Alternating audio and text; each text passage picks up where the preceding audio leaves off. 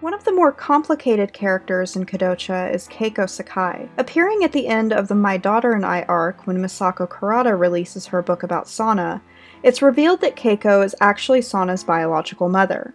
While Keiko's screen time is minimal, there is still a lot we can discuss when it comes to the nature of her character, and the reasons as to why she abandoned Sana when she was a baby. I will use both the anime and manga, despite the two versions painting a slightly different picture of Keiko's situation. I think each version has their own merits, and we'll compare and contrast them once we get further into the analysis.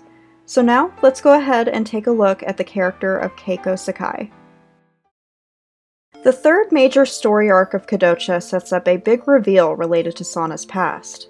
We aren't told what this secret is at first, as it will be revealed when Sana's mother Misako's book is released. On the day of the book's release, it's revealed that Misako is not Sana's biological mother, and that she was found abandoned as a baby on a park bench, only about a day old.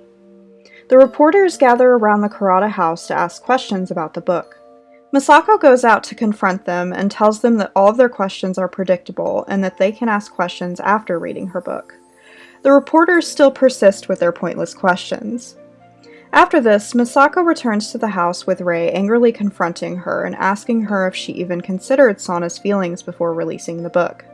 Misako tells him to stay out of it because he's not her mother, and Rei replies that neither is she. There's an awkward silence for a moment until Sana bursts into tears. Suddenly, Akito comes into the house and pulls a hat over Sana's head and rides away with her through the crowd of reporters on his bike. Once they reach Akito's house, Sana breaks down once more while Akito holds her. Later that night, when the two are having trouble sleeping, Sana shows Akito the secret message in the table of contents of the book, which says, "Mother, come forward." The purpose of the book was to find Sana's real mother. Akito asks Sana if she wants to meet her. She gets upset that her mom might want to give her back to her biological mother, so Akito comforts her, and the two fall asleep together. The next day, the Kurata household receives an unexpected phone call from a woman claiming to be Sana's real mother. This woman is Keiko Sakai, who looks a lot like Sana. To prove that she is the real mother, she tells Misako that her baby was born with 3 moles on her backside. Rei calls Akito's house to let Sana know that her real mother has appeared, and Sana tells Akito that it's all happening too fast and she's not ready. Meanwhile, at the Kurata house, Misako confronts Keiko and tells her that even though she gave birth to Sana at only 14 years old, it was no excuse for her to abandon her own child. Misako asks her to stand up and slaps Keiko across the face. Misako tells Shimura that she's done with Keiko and that Sana will take it from there. When Sana gets home, she notices how much Keiko looks like her. Sana tries to be happy-go-lucky with her during their meeting, which seems to make Keiko uncomfortable, because I imagine she already feels awkward about the situation in the first place. She tells Sana her real father is dead, and she asks about him. In the anime, we later find out that this isn't true when Takashi Gojo is introduced at the end of Season 1. However, in the manga, it's revealed that Keiko had the baby with her uncle, who, at the time, she thought she really loved. She hid the baby from everyone, including him, because she didn't know what to do since she was so young. She gave birth all alone at home on March 7th and left Sana on the park bench on the same day. Sana notices the ring on Keiko's finger and asks if she's married, when it's revealed that she has a half-sister. Sana seems excited by this when Keiko starts crying, asking her if she can really think of her as her sister. Sana decides to meet with them at the amusement park over the weekend. During their time at the park, Sana realizes that she really doesn't have any sisterly feelings towards her half-sister, and doesn't really feel a connection to her or her birth mother at all. Before they all head home, Keiko asks Sana if she can come and live with them, to which Sana replies no. Sana tells her that she'll never think of her as her own mother, but thanks her for giving her the chance to live. The two part ways, with Sana reuniting with Misako at home. In the aftermath of the situation, the two realize just how scared they were of losing each other. There are a few subtle differences between Keiko's story in the anime and manga. While both versions include Keiko revealing that she had Sana at only 14, the biggest difference lies within the situation with Keiko's partner at the time, aka Sana's biological father. In the manga, Keiko explains how she was watched by her uncle frequently, with the two forming a secret incestuous relationship resulting in Sana's birth. Keiko thought at the time that she really loved her uncle romantically. Because this relationship was taboo and she had been hiding it from her family, she ended up having Sana all alone in a bathtub. We never meet Sana's biological father in the manga, however, that's a different story in the anime. In the anime, Keiko never mentions that the man she had Sana with is her uncle, only that she had a boyfriend that she thought she was in love with. We get a little more insight into Keiko's relationship with her family here, though. Her mother was never around and she never knew her father, which made her feel very alone. In both the anime and manga, she does mention that Sana's actual father died years ago. However, we find out later in the anime that this isn't the case with the arrival of Takashi Gojo. Because of Takashi's sudden disappearance after Keiko found out about her pregnancy, she assumed that he died at some point.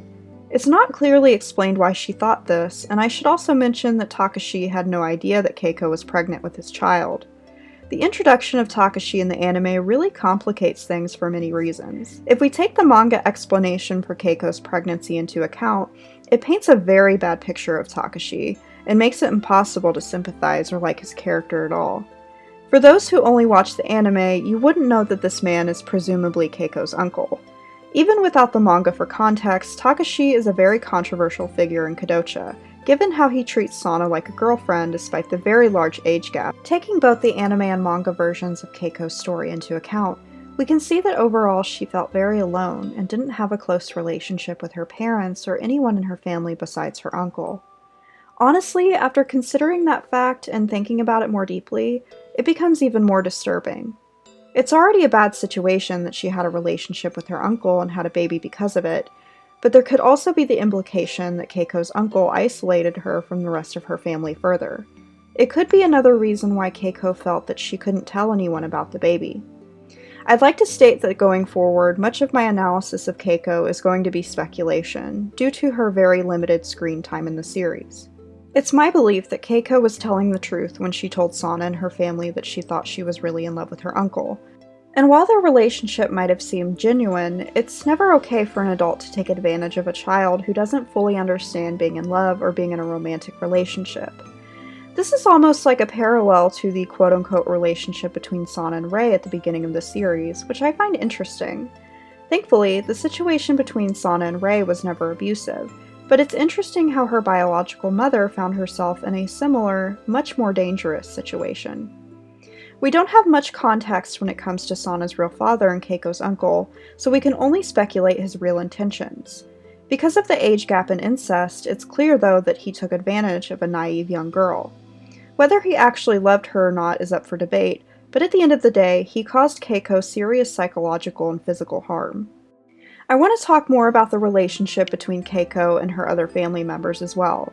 Keiko expressed that she was lonely and probably found comfort in her relationship with her uncle because that's all she had.